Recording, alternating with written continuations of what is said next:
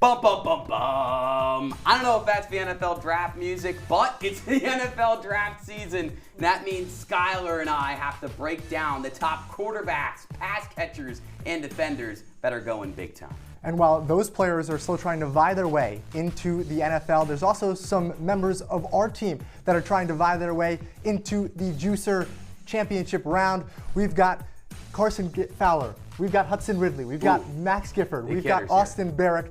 4 guys that can talk ball. You won't want to miss it. And it's almost May. That means it's almost time for May Madness with lacrosse. We'll tell you if, you and I were general managers of a lacrosse team, the dream team for college lacrosse players. That and more on this episode of No Pulp. Kansas State has been on fire this year. Missouri is one of the most fraudulent teams in college basketball. And it was proved They're not going to fire him. He's the best player in program history. Side to Lawrence for the win. Yes, he got it. She is the Shohei Ohtani of college softball. This is a team that's potentially going to be a top 10 team in the country. How you feeling? I'm excited to win the Juicer. LSU has captured its very first national championship. Andrew Saliver can't win the Juicer tournament when he's not in town, so had to find a replacement, and of course had to go to the man, the myth, the legend, Skyler Wilkes. Thanks for joining me here. Yeah, I'm happy to be here. I know I don't have the same Southern charm that Andrew does, but hopefully I can do my best to replace him. He didn't have a great accent, and I don't think he had that much charm, but you know what? I think a lot of the quarterbacks in this year's NFL draft, they got a whole lot of charisma, even though some people think they're not that great. And the number one, it looks like he'll probably be a Tennessee Titan, is a guy that's been on your radar long before he started the U. Cam Ward looks like the number one guy in this draft. Yeah, of course. I mean, he's running away with it, and you're right, this is a weaker quarterback class, but when you look at Cam Ward, he's so much better than everyone else. And you talk about how my eyes were on him. I mean, the guy started at Incarnate Word down in Texas at the FCS level, went to Washington State, balled out, and then went to Miami, almost went to the draft, decided to go to Miami and put on an absolute clinic, was 4th in the Heisman voting, and he could just do it all, so nonchalant. That's kind of what he's known for. Is but is that going to be a problem? It could be, but I think because he's almost too willing to put it into danger, but with his overall arm strength, like his arm talent is just so far superior that I don't think it really matters. Yeah, I mean, like you said, from any platform, from any arm angle, arm slot, Cam Ward can make the throw. And like you said, he would have been an NFL draft pick if he came out of Wazoo a year ago, but he had to prove, albeit in the ACC, that he could do it against the best of the best, and that's why he's really risen up over the draft boards these last couple of months. Yeah, and he bet on himself, which is what you do when you jump from the FCS to the Pac-12, then on to the ACC. Ian, I know you got to see him in firsthand and see him kind of tear up a good Syracuse defense. He has not great mobility, but enough to extend plays that I think the Titans, they swung and missed with Will Levis, despite him being a Connecticut guy. But Cam Ward is just going to take this team to the next level. He's not working with a whole lot around him with Traylon Burks and Calvin Ridley, even though he says they're both top 4 receivers in the NFL. Everyone knew he was just lying. He's not working with a whole lot, but he has the potential and the upside to elevate that entire offense under Brian Callahan. Well, obviously, we got to look more than just Coach Callahan, and luckily no Bo Callahan in this draft class. Shout out Draft Day. We could have a couple stinkers. We do have to look, though, at the quarterbacks that aren't named Cam Ward, and specifically, obviously, Shedeur Sanders getting a lot of traction for what he's done the last couple of years at Colorado. I know you alluded to Cam Ward's lack of mobility. Jalen Milroe, he's actually throwing the ball there, but his greatest skill is what he can do with his legs. Probably running the football as well. Those are the guys at the top of the draft, but they're really, after Cam Ward, there's just such a steep fall off. Like Shedeur Sanders, he's in that conversation to go in the top 3. I just don't trust him at all, and I think there's. But why is that? Given that he has performed where he's been, level of competition, he's done very well against whether it was FCS or FBS. He has been good. He has performed well, but I just don't love the system that was put around him. I think Pat Shurmur. You know him as a Giants fan, and he's not too good of an NFL coach. Pat Shurmur he helped him to an extent, but it's just not a replicable system to go from Colorado to the NFL. So Ian, you have Shedeur Sanders, who's in your top 5? Yeah, I mean, a lot of people have Sanders as the number 2 quarterback. I guess I do too. Love that my face is just plastered here. Yes, these are my rankings. I have Shedeur at 2. I have Cam at 1. Everybody does. I have Milroe at 3, although I know he hasn't necessarily dazzled this offseason. I think he still has the highest upside of any quarterback in this draft. Maybe he's not Lamar, but he's got that kind of running ability. And then Jackson Dart and Tyler Shugg are my 4 and 5. Shugg, a guy who has risen up the ranks a lot recently. I keep saying that for some reason. Skyler, let's look at your top 5. Though. I have a very similar one with Cam Ward at 1. I actually have Jackson Dart at 2. I think he's more of a gamer. He can make plays with his legs, and he's just done really well at both USC, even in a small sample size, and then at Ole Miss. He ran for over 1,000 yards in 3 years with the Rebels. Shedeur Sanders, I have dropping down to 3, and then Jalen Milroe. He has that prototypical style of that mobility. And then Kyle McCord at Syracuse, he put together an unbelievable year. And most importantly, he's a lot younger than Tyler Shugg, who is pushing 30 at this point. He's 25 come on. He's not now. Brandon Weeden. He's pretty close. He's 3 years off. And Brandon Weeden didn't work out either. So I have McCord over Shugg. Those are the quarterbacks, though, Ian. Now time to find out who some of them may be throwing the football to. Obviously, you have Travis Hunter, who's a star potential two-way player, and former NFL player Ryan Clark had quite the statement to make about him. If you don't play Travis Hunter on both sides of the football, you don't need to draft Travis Hunter in the top 3. And I know people are going to kill me for this, but hear me out. Travis Hunter is not a top 3 pick as a wide receiver. He's totally right about that. He's not a top 3 pick as a receiver. You mean he's not like, if he was only a wide receiver, he wouldn't be a top 3 pick in the draft? And we still don't know if some teams will. I know the Browns want to, but every team is sold on playing him both ways just because no one's really seen that level of sustainability. I will say, though, I mean, if you are getting into the Travis Hunter business, he has come out and said, I want to play both ways. He'd rather quit than play only one side of the ball. And that's maybe a little ridiculous. I think that's just the competitor inside of him, right? Former number 1 overall recruit out of high school. This guy wants to help his team no matter what. He's had to carry his teams over the last few years, shooting the Sanders team back into national relevance, the Sanders show back into national relevance. It's really been his show. But I think this offseason, people have started to kind of underrate his abilities. I do think we're just trying to find something to nitpick at. I mean, he is that good. I don't know if he's that good as a receiver. I'm still not convinced. I like Tedero McMillan out of Arizona over him more. I think his ability as a physical pass catcher and ability to extend down the field and take the top off a defense and go up and catch it in contested coverage really sets him apart. And then obviously you have the tight end of the year, Tyler Warren, who could really be the next Travis Kelce. Is the versatility. He can not only catch the ball, but you can line him up as a wildcat quarterback and run him. I mean, those 3 guys are really the best of the best. Travis Hunter, I don't want to doubt totally his overall talent as a receiver. I think he's a better corner, though, than a receiver. I don't know. We'll see. I mean, the guy did win the Bolitnikoff Award. I think that was biased. Touchdowns. It was easy to play into that. I'm curious to see. I think Tat McMillan reminds me a little too much of N'Keal Harry for my liking. But where do you have him? Where's your top 5 here for the pass catchers, receivers, and tight ends included? I have McMillan number 1, and then I have Tyler Warren at the tight end at number 2. I think those are the 2 best true pass catchers and targets that you want in this draft. And then I like the more speedy Matthew Golden, who ran a 4.29 at the combine out of Texas. Great. He can really run. Luther Burden at Missouri had a down year, but he can do it all. He only had 600 yards. I mean, there's a down year, and then there's what Luther Burden did this year. I mean, you have to look at the upside, though, and the overall intangibles of Luther Burden. He can do it. He can yak. He can make you pay after the catch, and he can take the top off a defense. So I know you're not a big fan, as you could see on your top 5, and then rounding that out, I have Travis Hunter, but you clearly think differently. Yeah, I love Hunter, right? I just think his ball skills, and I think he's a better athlete than Tat.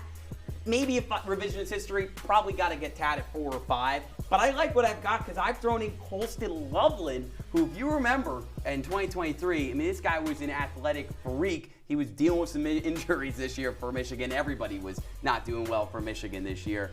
I think he could even be better than Tyler Warren. But we'll see what happens because somebody's got to stop these guys once they get to the league. And on the defensive side of the ball, obviously Travis Hunter will be talked about, but we have to talk about the guy who arguably is the best prospect in the draft not named Hunter, and that is Penn State's Abdul Carter. He is really special, and what's really crazy is that he's still getting number 1 overall pick buzz, even though he's suffered a pretty devastating injury. He's just so much of a game wrecker, and I think it helps that he's wearing number 11 and he plays at Penn State. Micah Parsons. Right, Micah Parsons.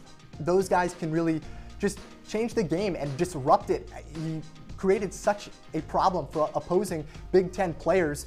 The injury, I think it's just a team need, right? You look at a team like Tennessee, a quarterback is a bigger need than a pass rusher, especially when you have a guy like Jeffrey Simmons on the inside.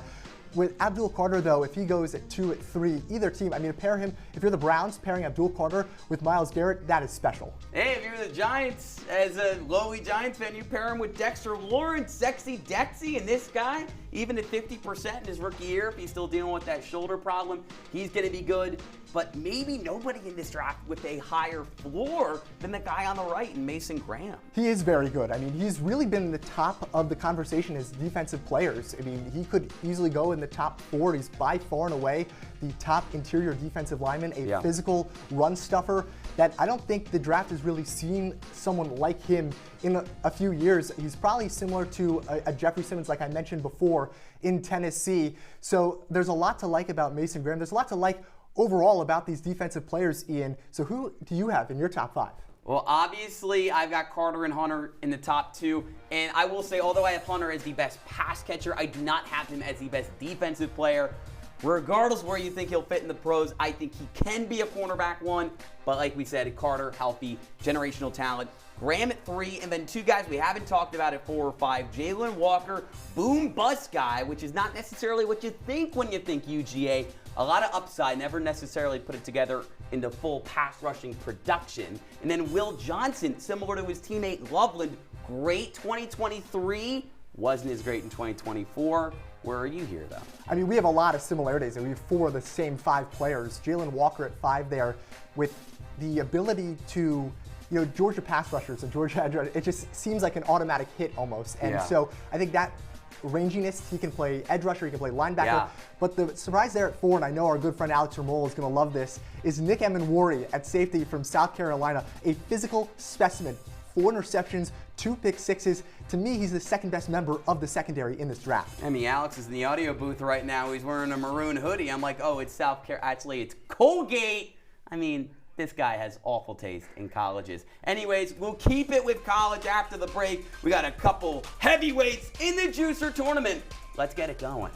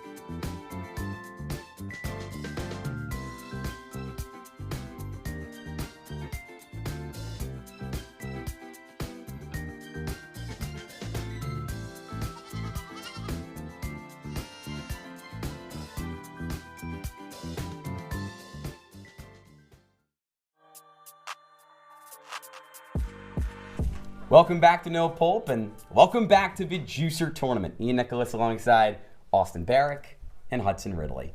Yes, I'm on a box. Yep. 6'6". Sorry. Anyways, the big man has to go first here, and we're going to keep it with the NFL draft, AB, and we're going to talk about the most talented position group in this year's draft in your eyes. Yeah, I got the running back position. The running back position is not dead.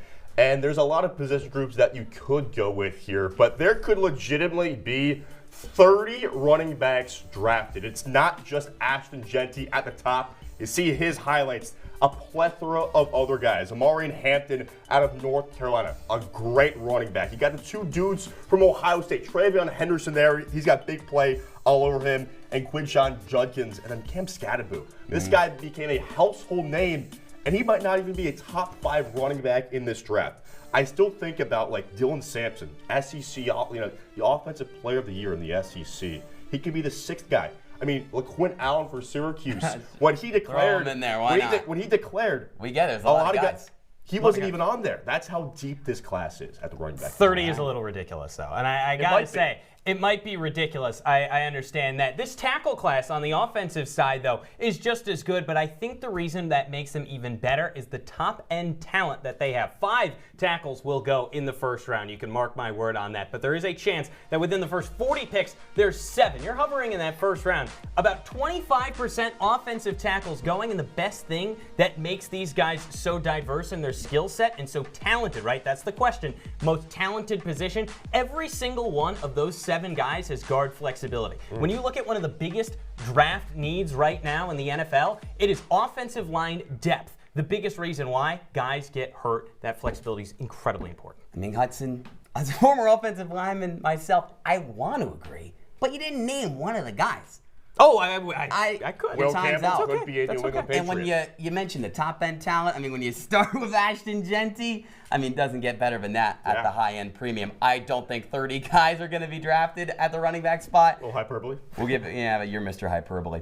Austin, back to you here. Who is the most pro-ready player in this year's NFL draft? Ian, you set me up really nicely. It's Ashton Genty. That's the pick for me. Look, a lot of guys will say there could be a guy on the defensive line, but Genty is an absolute beast. He would be a guy who would win the Heisman in most years. Let's remind you of the stats. 2,600 yards, 7 yards per carry. He had 200 or more rushing yards in nearly half of his games played. He is built in a sport where the point is to tackle the ball carrier. He cannot be tackled. Now, the Raiders at 6, they like him a lot, right? You think about that new offense. Pete Carroll's in there, right? Geno Smith, Tom Brady at the helm. He knows a good running back when he sees one. And then the Jaguars at 5, Liam Cohen, new offense, right? He could get things going. At 5 or 6, wherever Genty goes, immediate impact right away. You don't talk about pro-ready, though, in running backs going together. And when you mention all those yards, there's a lot of tread on those tires from carry. What I look at in pro-ready is a guy that can come in and be the most instant impact player from day one, and that player is Abdul Carter. He's the most talented player in this draft by far, but the reason that makes him so draft-ready, he is the most polished edge rusher we've seen in a good amount of time coming out of the draft. If you look at the arm length that he has and the ability to use his arms, he's got quick mobility, a good first step, great bend, incredible ankles. I mean, everything you could want in a guy. Incredible ankles. I know it sounds, but it's down to that minutia that makes it so important. And the biggest thing is an incredibly high motor on the guy. That's something you don't see a lot from edge rushers with that pedigree. And the injury, though? Well, I mean, hey, running backs get banged up all the time. He has an injury. Abdul Carter's incredible. I think he is too. I mean, I don't know if he's Micah Parsons, but he's got everything in his arsenal to be that guy. And running backs, it's an easy position to translate to the NFL. Edge rusher, not so much. That's why I think Abdul is doing it a little bit at a higher level. 2-1 Hudson here as we go into our third question. And Hudson, will go back to you and we'll flip the script. Who is the most under-the-radar player headed into the draft? When I said this guy earlier in a pre-production meeting, someone went, who? And that's exactly my point here. Derek Harmon, defensive lineman from Oregon, has jumped off the page this year. He came in from Michigan State as a 3-tech, lost 15 pounds, and became a dominant 5-tech. He has incredible hands, which is something that's very, very rare for the position. You see guys like Mason Graham, Jeffrey Simmons, who were mentioned earlier. That is exactly what he brings, but he brings even more speed off the outside. He fills gaps, and he can play that 3-tech if you need. He is an incredibly dominant player. And I really, really like his play style. I'd argue the most dominant interior offensive lineman in this class because of that skill set. Strong. And he's a projected second rounder, by the way. I will also go with a projected second rounder, also a defensive lineman. At the edge position, we're going to go with JT Tuimoloau out of Ohio State. Comes from an awesome program with the Buckeyes, and yet somehow he is under the radar. 3 straight first-team All-Big Ten selection. 12.5 sacks last year for the Buckeyes. Improved his game with each game in the college football playoff en route to winning the national championship. Hudson mentioned all the traits about his guy. My guy also has awesome traits. The speed, the strength, a lot of good skills. The intelligence too. Spin moves. He'll make any defensive line room better. He's been with that program. He's excelled in that program. All right. He's not the fastest guy in the world, I but didn't he's hear so it. many Ohio intangibles. State. I didn't hear He has to be any. pretty athletic. He's tough, man. But when I think of Ohio State edge rushers, I think of Jack Sawyer. And I mean, if there's a guy behind, Well, he's flying on the radar. This is under the radar. yeah, this guy. I watched the national championship game. I didn't hear this guy's name once. I didn't hear the other guy's name either. But when I think of Oregon and I think of those big guys in the middle, I think of a winner and I think of Hudson Ridley. Really, so Big guy in the middle. Hudson goes back to back and 5-1. I'm sorry, Austin. I mean, Don't be You sorry. know, this guy's been talking NFL draft since he came out the womb. It's a tough 1-8 matchup. But you were fighting. Hey, Hudson, I respect the play. I want you to win it all. Thank you very much. This is David Goliath stature-wise. I appreciate it, Goliath. Well done. Hudson moves on in the postseason. The junior takes down the senior. That's it for the NFL draft for now. We'll go to lacrosse when we're back.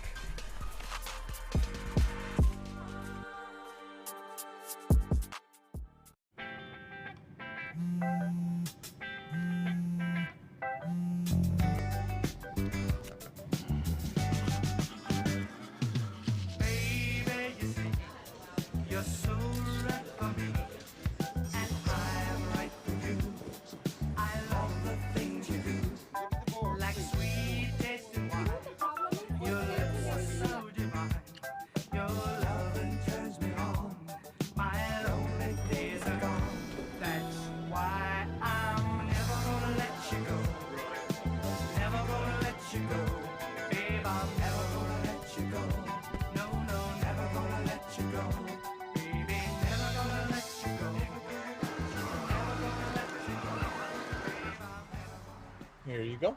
Thank you. Thank you.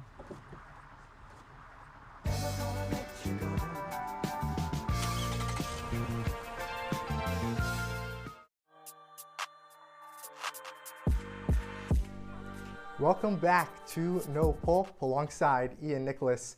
I'm Skyler Wilkes. It's time to get into the lacrosse conversation. Yeah, We let's talk do it. some NFL draft, which is always fun, but now it's time to talk lacrosse, Ian, and we've got a special game. Yeah, we do. I mean, we're not Joe Spallina. I'm probably as Italian as the guy. Shout out the California Redwoods. He's the GM of that PLL team, but we're going to pretend like we're GMs of college teams. I mean, hey, it already exists at the football and basketball level. So, Skyler, if you're the GM of a lacrosse team and you're looking for the men's and women's teams in the country, who are you looking for to ignite your offense? It's the easiest question ever, and I'm going with CJ Kirst from Cornell, who is now the NCAA's all-time leading goal scorer. He leads the country in goals. He has 20 goals in each of the last 4 games. He's been absolutely ridiculous, and he's running away with a Tewaaraton. There's simply no other person who could possibly compete with him. The ability to pass, the ability to score. CJ Kirst, it doesn't matter. You could double him. He's just purely unstoppable. We're going to get at least, my team is going to get at least 5 goals, whether it's by an assist or a goal, thanks to CJ Kirst. Yeah, I mean, the guy shows up on the biggest stages. He is the clear favorite for the Tewaaraton on the men's side of things. But if I'm looking at the whole field, I mean, the clear favorite for the women's Tewaaraton is Madison Taylor out of Northwestern. As a sophomore, she was a finalist for the award, and she's going to be a finalist again, and I think she'll win it this year, although Rachel Clark is right on her heels. I think Taylor, as really an attack midfielder, is a more well-rounded player who leads the country in goals and leads the country in points, period. She's averaging like 7 points a game. It is ridiculous in near identical numbers when you look at it between these two on the men's and the women's side. Really impressive in Northwestern. First Izzy Skane and now Madison Taylor. Yeah. Man, Evanston is producing some really special lacrosse players. Yeah, she might not do it like how Skane did it, but at the same time, she's like just as productive. There's nobody that can stop her, but we still need to draft some defenders. So I guess I got to start by talking about who I would pick to lock somebody up on the defensive side of things. And the long pull that I saw play in person and have been in love with him ever since, out of West Point, AJ Pilot. He is piloting the best defense in the country. Army's given up 6 goals a game. It all started, he got into the national spotlight after this game against Syracuse when he put Spallina in the, torture chamber. That really started the narrative that Spallina couldn't play in the big game. And ever since, he has taken Joe Alberici's team to another level. AJ Pilot, the rest of that Army team has been really impressive. I know we both got to see him firsthand there and blown away in the way he locked down Joey Spallina. Speaking of defenders who locked down Syracuse attackers, I'm going with Shea Baker from Boston College on the women's side. In Boston College's game last week against Syracuse, shut down Emma Ward, held her scoreless. Emma Ward hadn't been held scoreless since 2021. That was the spring of her freshman year. It's happened only 2 other times before. Baker, she's 3rd in the ACC in caused turnovers, has just been phenomenal this year for the Eagles. One of 5 defenders nominated for the Tewaaraton. The Eagles have the #2 scoring defense in the entire country. Boston College have some elite offensive players with Rachel Clark, and Shea Baker is the captain of that defense. Yeah, also not too hard to captain a defense, but has Shea Dolce in goal of course. too. Makes but it a little Baker, easier. Former midfielder, she flies around the field. So I'm curious, did you go Dolce with your goalie? Where did you go here? I was really tempted, but I know you're a Connecticut guy. We're both Connecticut guys. I thought you would go with the FCI connection there with Shea Dolce, so I let you have it. I decided to go with Logan McGahan from Maryland, who has just been put on an absolute show this year. That rounds out my 3 players there. Right. McGahan has been really good for the Terrapins. Double-digit saves in all but 2 games this year. He's only allowed double-digit goals in 2 games this season, has really held it down, the #2 scoring defense in the entire country there for the Terps. Another Tewaaraton nominee. It's kind of hard to change the game when you're a goalie, but Logan McGahan has been doing that since he's taken over that sacred #1 in College Park and been that goalie #1 for John Tillman. I agree. He's got big name recognition, but I don't even think he's been the best goalie in the Big Ten this year. Ooh. I'm not going Shea Dolce. I'm actually sticking on the men's side, and I'm going Caleb Big Tasty, big 300 pounds in the net, big Caleb Fayok. He has the highest save percentage in the Big Ten. Ohio State, they have been waiting to get to this point for years. You think big football school, they got to make it work with lacrosse. This year they're in the top 10, and he has been so pivotal in some of their big wins this season. He has come up, no pun intended, huge. And look, those numbers toe-to-toe with McGahan, who obviously came into the year with all the hype. I like that we both got guys from the Big Ten holding it down. But, we have those 3 players, Ian, but those guys are nothing without someone anchoring and leading the bench as a head coach. Sure. So if you had to pick one coach from either the men or the women's side, who would you take to lead your squad? Yeah, if I stuck in the Big Ten, I could go with John Tillman. But I'm going to go back to the women's side here. I didn't pick Dolce, but I did pick her coach, and that's Acacia Walker. Jen Levy also has an argument to be in this conversation, but I think what Walker has done, taking over a program that had no historical relevance before she got there in the early 2010s, and making them one of, if not the best team in women's college lacrosse. I know they're 2 right now behind UNC, but I wouldn't be surprised if BC won it all this year. Well, they're not #1 because my coach is #1 on the men's side, and that's Cornell's Connor Busick. Sure. Really young guy, lit it up for the Atlas Lacrosse Club in the PLL not too long ago. Yeah. In 4 seasons, he has a 45-15 record at the helm of the Big Red. This team has been almost coast to coast the #1 team in the country. He's helped develop CJ Kirst. And Andy Towers isn't coaching college lacrosse like he used to, my good friend there. But you look at him as a GM, and if I'm Andy Towers, I know he left the chaos due to some other standing issues. Because he was too cool. He was too cool, and Connor Busick is almost too cool. If I'm the PLL, I want to come calling. I like Connor Busick coaching this team with CJ Kirst, his own player at attack, Shea Baker at defense, and Logan McGahan anchoring it in net. I am a big fan of my squad here. Yeah, and I had Taylor, Pilot, Big Tasty Fayok, and then Walker. Coach Acacia Walker from Boston College. Those are 2 teams, as we love talking lacrosse, FCAC, whatever school you went to, St. Luke's represent. It is LAX season all day, every day. We've still got more No Pulp for you. We've still got more Juicer Tournament for you on the program.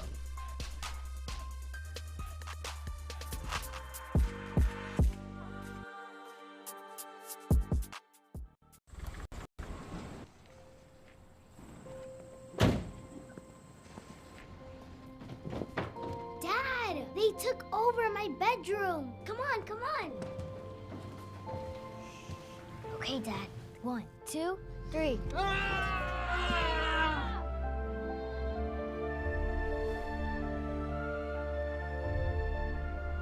Dad!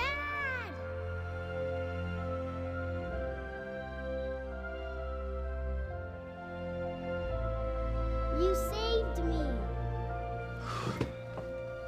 Dad?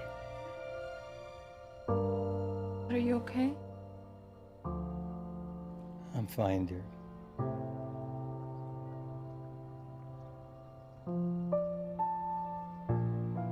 Your hero needs you now, and AARP is here to help. Find the care guides you need at aarp.org/caregiving.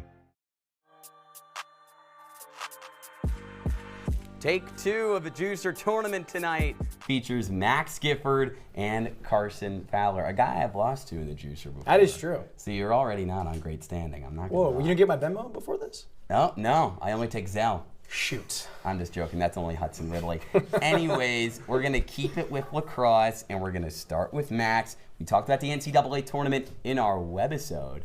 But Max, which bubble team from the men's side doesn't make it? Yeah, I've got Michigan as my team to miss because just a couple of weeks ago, the Terry Foys of the world and the bracketologies of the world had Michigan getting in over Ohio State, but their window has all but closed. Lost to Ohio State in their own barn this past week when they gave up 5 goals in the last 4 goals in the last 5 minutes of the game. So not only did they not clinch a bye in the Big Ten tournament, but they lost the 3-way tie to become second seed in the tournament. So now have to play a really good Rutgers team in the first round, and then either the top seed Ohio State in the second round, or have to play Maryland and Penn State in the championship. A really good Rutgers team who they beat earlier this year. Also, their 6 losses, all coming to ranked teams. My team has lost to 4 really poor teams, and that's Georgetown. The Georgetown Hoyas are not making the NCAA tournament when it comes to college lacrosse. They're 8-4, but like I said, all those losses so bad, and 4 of those losses came at home. And listen to this, they got to go at Denver for the Big East Championship, where they're going to have to play either Providence, Denver, or Villanova, and they've already lost to Denver. They barely beat Providence. They get Villanova on Friday. This is not a team that deserves to be in the NCAA tournament, and that's the Jordan Hoyas. They're not getting in, and they're the 14th team right now, Ian. I agree. But Michigan has won back-to-back Big Ten championships. And I just, man. 6 losses the Big to East stinks, man. And that's an auto big conference. So Gifford's up 1-0. That's how it works in my book. There's no method in my madness. We go back to Max here, and we go to the women's game.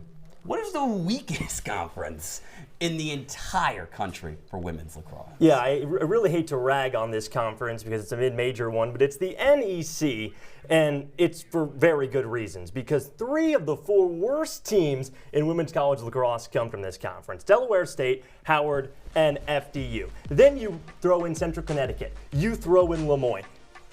Between the bottom 4 teams in the conference, they have an 18-game losing streak. So then that begs the question, does that mean the top of the conference is good? Well, only 2 of the top 4 teams in the conference won a game out of conference this season. So they just had to cannibalize their own to even have a shot in their own conference. That is why the NEC is the weakest conference. Yeah. My response? Your response. So the NEC, 3 out of their 10 teams have winning records. 3 out of 12 teams in my conference have winning records, and that's the MAAC, the worst conference in college lacrosse. And do you know what the average win percentage of teams in my conference is? Ask me. I'm sure I'm about 42%.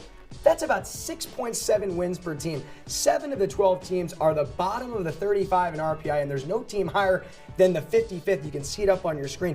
Not to mention, my conference has never won an NCAA tournament game, and the NEC's won 2.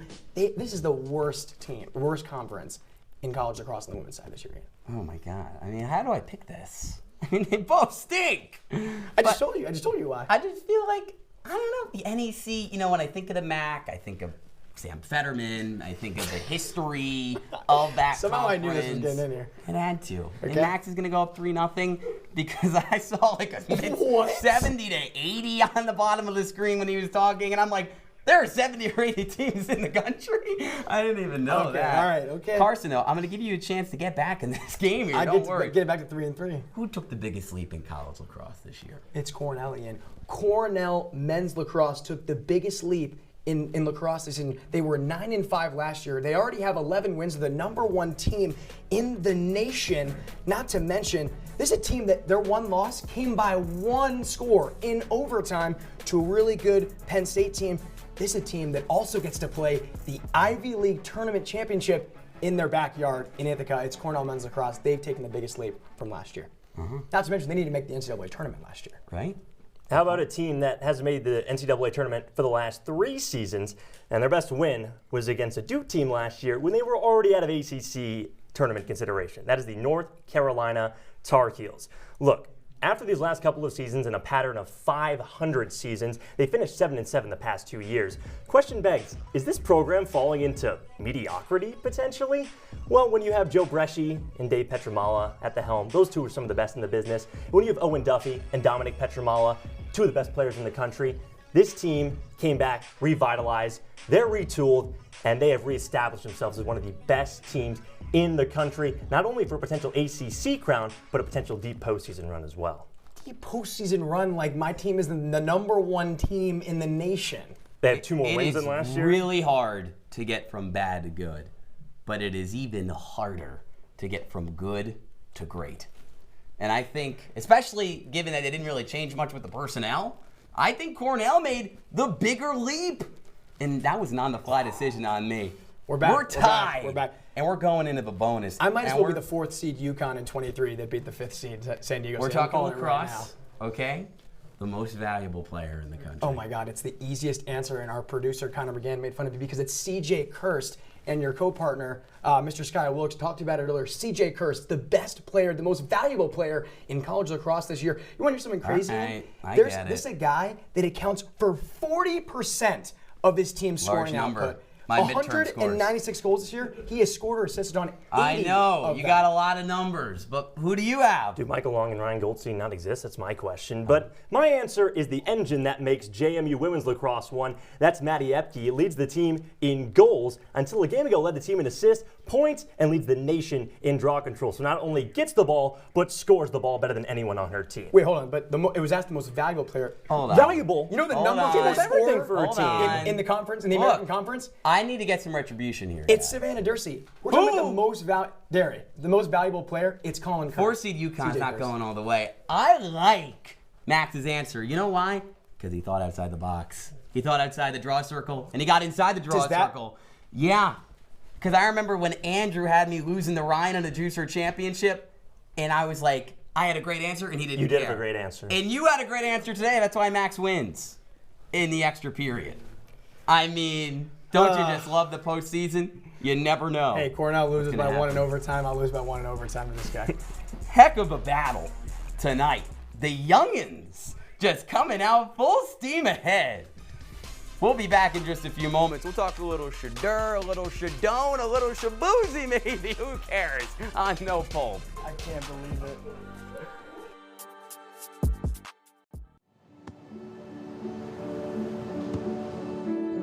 I don't remember how it started. Go to that. Our back and forth.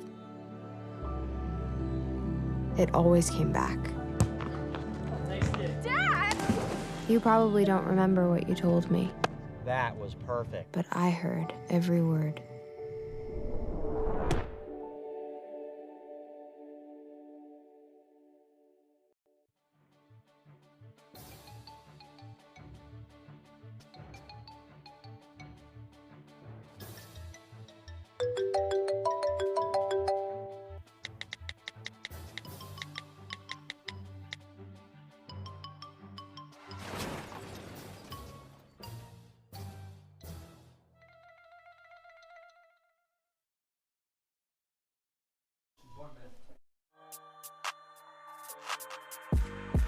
Closing up shop on No Pulp.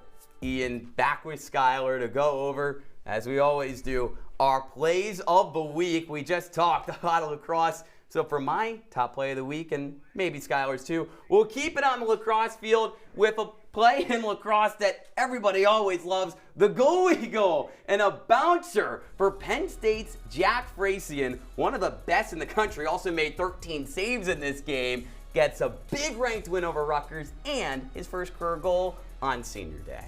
That was a pretty impressive goal, and I am staying on the lacrosse field, Ian. I'm going to one of the best players in the country, period, in Chris Kavanaugh and Notre Dame against North Carolina. He does something that I don't think I've ever seen before. Falling to the ground, he jukes out the entire team and hits the goal while falling. It's just unbelievable. Kavanaugh has been one of the best players in the country since he arrived in South Bend, and there's just nothing more impressive. I mean, look at this, the pump fake, and then swerves through the traffic, looking for an answer, and then Kavanaugh falling to the ground. There's a reason why he had 4 goals this game against the Tar Heels. Chris Kavanaugh, as good as they come. Swerving and bending in the corner. Whoa, that's impressive. It's a Kavanaugh brother. I'm going to go to basketball for my final word. And I'm going to go to the WNBA and UConn, of course, because I'm a Connecticut guy. Paige Bueckers. I mean, few players are good enough to get an honor like this. Her hometown of Hopkins, Minnesota is honoring Paige on May 16th. That is when she makes her WNBA debut for Dallas against Minnesota. And unfortunately, I wish that game was in Minnesota. It would be even more storybook, but it is in Dallas. Regardless, on May 16th, it's not going to be Hopkins, Minnesota. It is going to be Paige Bueckers, Minnesota. The city council literally changed the name of the city. And for Paige, it's only the start. She's going to continue to rack up ridiculous accolades like this for years to come. A really storied career for Paige Bueckers there in Stores. A lot of All-American honors, a championship too. She should get her jersey retired if it's not already. You know who shouldn't? Shedeur Sanders at Colorado. A 13-12 record in his 2 years there. This is absolutely ridiculous. And when you look at the program, which has a lot of rich history, Cordell Stewart was the quarterback that led them to a national championship. His jersey isn't retired. Eric Bieniemy was another great running back there. I mean, Tim Tebow at Florida, who won a Heisman Trophy and 2 national championships. His jersey is not retired. It is unbelievable to put Shedeur Sanders in the same category as Tim Tebow, and now to think of him as part of Colorado legend and Supreme Court Justice Whizzer White, to have their numbers in the same conversation is absolutely ridiculous. It's undeserved. He didn't even win a bowl game. They lost in the Alamo Bowl this year. Shedeur Sanders is one of the most undeserved jersey retirements I've ever seen. It is an absolute travesty to the sanctity of that honor and all of college football. I don't care that Shedeur Sanders is on his way out. He does not deserve that jersey retirement. But someone actually does. Oh, wow. You know, Shedeur Sanders on his way out. Ian, you're on your way out. Almost officially washed at this point. Yeah. And you know, it is your final show, which allowed some of our other friends a chance to give their farewells and say a little hello. You managed to replace me on No Pulp. No, it's been a blast to work with you the past 4 years. Sorry I can't be there tonight to celebrate, but enjoy it. You've earned it. You've been a great person to so many at the station. Ian, you are the absolute lifeblood of Citrus TV. I don't know what the station is going to do without you. I'm pretty sure it's going to be a war. But in all seriousness, congratulations. It's been a heck of a 4 years, and I'm really excited to see what you do. Hey Ian, it's your roommates who aren't currently doing a show with you, and we want to say that we are so proud of you for your awesome career at Citrus TV. You've been absolutely killing it for 4 years, and we're excited to see where you go in life. And as former No Pulp associate producers, we are really happy to see your career being honored on the best sports show at Citrus TV. Wow, that's a big one, Alex. But I will certainly say that Ian has had one of the best careers in Syracuse history when it comes to student media. You are a one-of-a-kind person. Happy to know you on the air and off of it as well. Thank you so much for everything you've done. Ian, congratulations on a great Citrus run. You're the man. We love you, dog. You've been an inspiration to both of us. You meant so much to the station, to the underclassmen as well. They love you. It's all the work that you've put in. You're great, man. Yeah, from kid caster to No Pulp host. Still mad you did not win the Juicer tournament last semester, but that's what happens when you pick Bryson Daly. But, you know, neither here nor there. Obviously, Austin and I, the more funny crew, but you are one of the funniest people at Citrus TV. So good luck with whatever you end up doing in your future. Yeah, I love Jordan brought that up because that's exactly why I had Gifford winning his, it was the Bryson Daly thing. I just saw Matty Epke. Anyways, my point being, thank you guys so much. I really appreciated that. Skyler, thanks for doing this last show with me. Absolutely, Ian. You've just had such a storied career. It's a privilege to be here, to see it all end from the beginning to the end. It has really been tremendous, and you deserve all the credit in the world. Good morning, good afternoon, good night.